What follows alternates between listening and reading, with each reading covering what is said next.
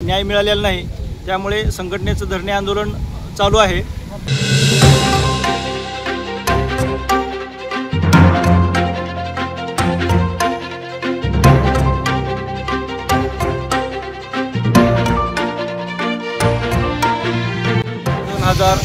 रोजी ग्रामपंचायत जेवढी येथे विशेष ग्रामसभेचं आयोजन केलं होतं।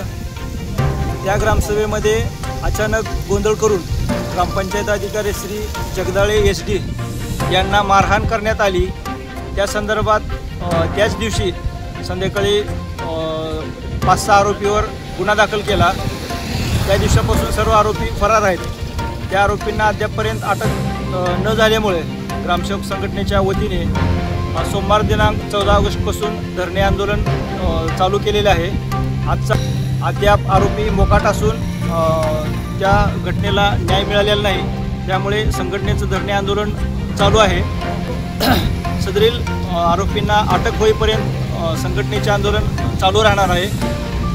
आरोपींना जर अटक न झाली तर संपूर्ण जिल्ह्यामध्ये हे धरणे आंदोलन तीव्रता वाढवण्यात येणार आहे आणि संपूर्ण जिल्हाभर कामकाज बंद केले जाणार आहे।